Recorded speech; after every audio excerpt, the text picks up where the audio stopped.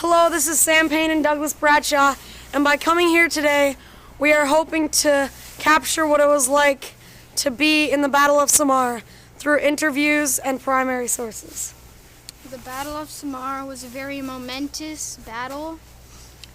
One of the smallest fleets of American ships, Taffy 3, fought against the greatest, best, largest Japanese fleet in history, really.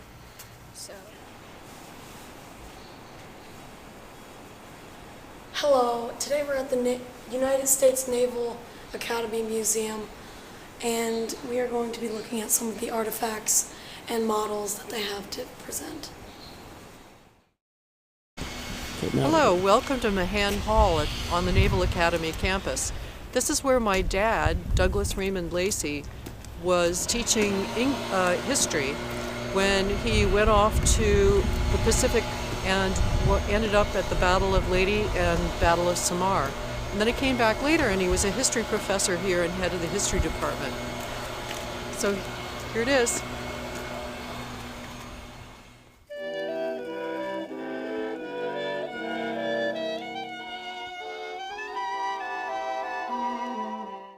So this is a destroyer escort. It is just like the one that my grandfather was on. It's about less than the third of the size of this, the Yamato, and it has about just 5-inch guns. Well, yeah, one here, and then the rest of them are just small machine guns. This is, well, my grandfather was on the USS Raymond, which isn't given a lot of credit, even though it sunk 2 ships.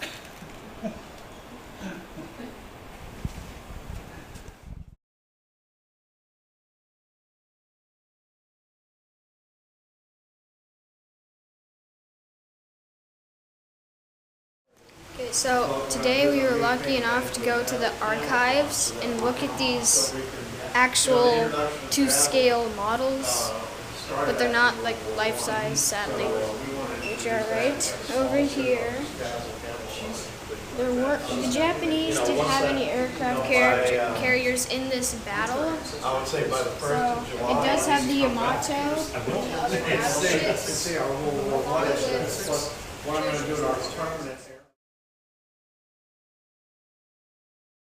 This is the IGN Yamato.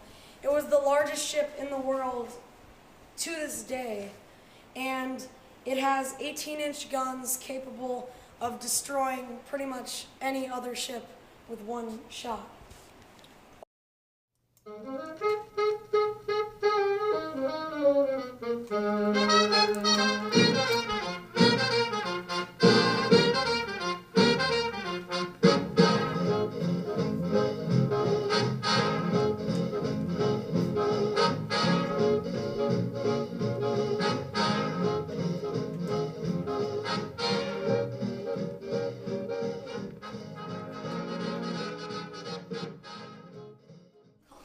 The morning after the Battle of Surigao Strait, Kurita, again advancing through San Bernardino Strait, detected American naval forces and launched a new attack. The Japanese had overwhelming superiority, battleships with 14 to 16 and 18-inch guns, against destroyers with 5-inch guns and torpedoes. Nevertheless, after 2.5 hours of battle, the Japanese suddenly broke off the fight. Apparently, Kurita believed he had encountered Halsey's fleet carriers. Had he pressed on, Kurita could have accomplished his mission, destruction of the Allied landings on Leyte. Admiral Halsey had left his post at Leyte pursuing a fake Japanese decoy, thus leaving Rear Admiral Sprague and a small American force to defend the American landing crafts. The Japanese did not know that Halsey's fleet had taken the bait and left. The remaining American force was comprised of only 6 escort carriers, 3 destroyers, and 4 destroyer escorts. Taffy 3 was floating off Samar Island and was not expecting to see any action. They were a transport force, not a fighting force. Then, in early morning of October 25th, 1944, Taffy 3 was attacked by the full Japanese center force. They had to fight for not only their lives, but the lives of the soldiers that had landed on Samar. Using smoke screens and the weather, they tricked the Japanese into thinking they were Halsey's whole fleet. What we did was we had one of our destroyers stay with 3 of the destroyer escorts to keep the smoke around the carriers, while the Hull and Johnson and the same would be Roberts, we attacked the battleships.